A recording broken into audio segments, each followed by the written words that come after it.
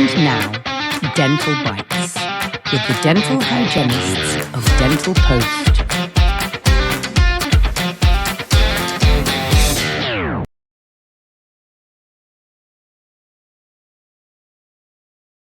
Welcome back to Dental Bites. Ladies, today I want to talk about mouthwash because patients come in, they're swishing up a storm, and I'm just not sure that I'm a fan of mouthwash. But what do you guys think? It's hard as a clinician, and because so many people love their mouthwash. They are dedicated to that mouthwash. They've been using it for years and years. In hygiene school, I was taught, mouthwash, antiseptic, it's a great thing to recommend. The reps would come in, they taught us all about the different ingredients and the pros, and you never really heard any cons. So now all of a sudden, the last couple years, I'm hearing these cons, and I get confused of what I should be recommending and not recommending. So I'm in this gray area of what I should be doing as a clinician.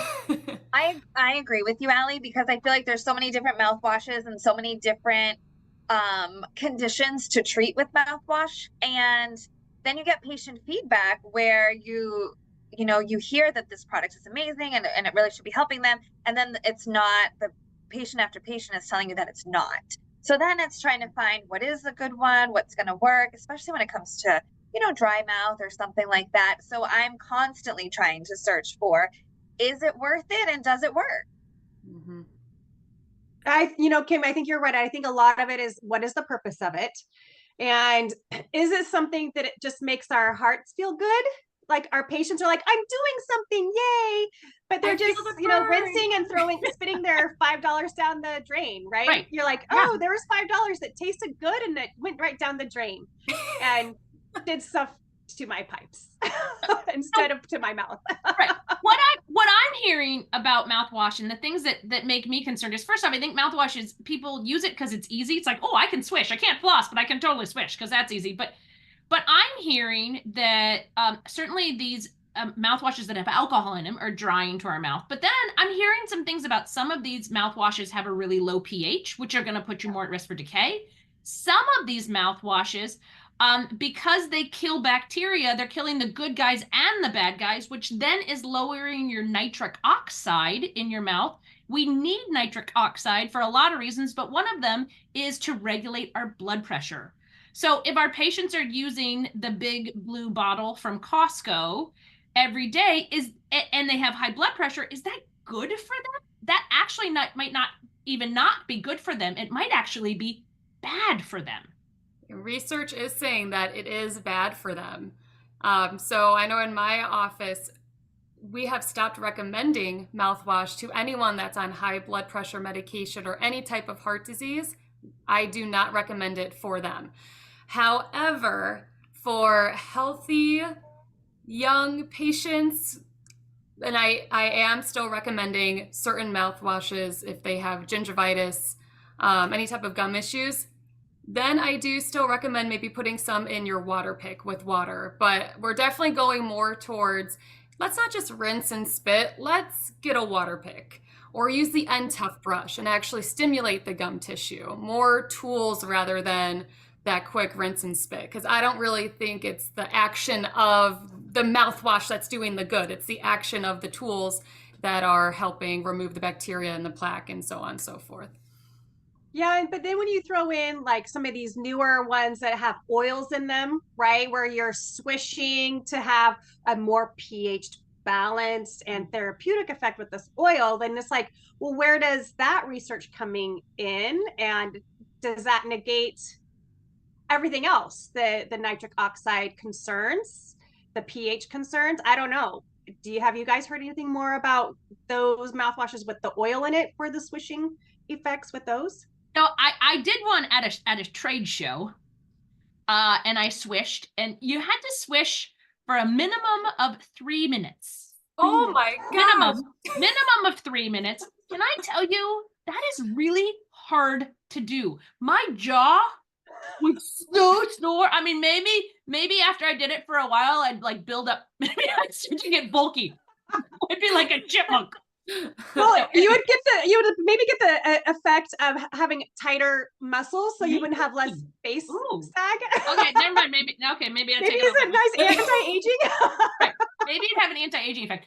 I did it, and afterwards, my teeth felt like slimy slick. It was kind of a weird feeling. Yeah, is that good or bad? Yeah, they certainly have. This is my issue, guys. This is my issue with mouthwash. Actually, probably with anything, but you can find a study that tells you it's good, and you can find a study that tells you like it's like cyanide. And it's really hard to dig into research and understand what is actually beneficial. And aside from maybe additional fluoride, which I can see some mouth rinses that have the right types of fluoride, and maybe even hydroxyapatite and maybe some things like that. Or when we're talking about dry mouth, like you mentioned, Kim, like, that's certainly a thing. But I would much rather the patient spend those 3 minutes doing something like Allie said, like using a water pick, maybe with a splash of mouthwash, or maybe with a splash of bleach, but don't tell water pick. And something like that, then a quick swish, because I think a swish is really meant to mask a problem. Mm-hmm. Yes. And I'm glad you just brought that up, because that was going to be my next question is, does anyone know or recommend using diluted bleach? I have recommended it like a teaspoon in your water pick. There's actually some decent like old studies about that. It's a little old school. It will void your warranty for your water pick, for your water flosser, but actually it will keep your water lines clean too, which is sort of my passion. So, but they use diluted bleach when they do endo procedures and those kind of things. So sodium hypochlorite, like don't pour a whole cup in there, but like a little teaspoon. And then it could have some sort of benefit there. I agree. I think we have to make sure our patients know that it's a little bit. Yeah. Not the whole bottle. So it sounds like the consensus is a little meh on mouthwash. Definitely no to like the big bottle at Costco. Sorry. And that there needs to be a specific reason why you need it. And make sure that you're talking to your clinician about it. I mean, make sure there's a good why behind it, and that it makes sense about what you're using, because it shouldn't be a Band-Aid. If you have bad breath, there's a problem. Correct. Right. It's like just putting deodorant on and not showering. Hey, I might do that sometime. What do you say? Hold on, you just called us all out. Well, everybody, thanks for joining us for this bite. So hopefully, let us know what you think. What is your take on mouthwash? And do you recommend it? And should we or should we not?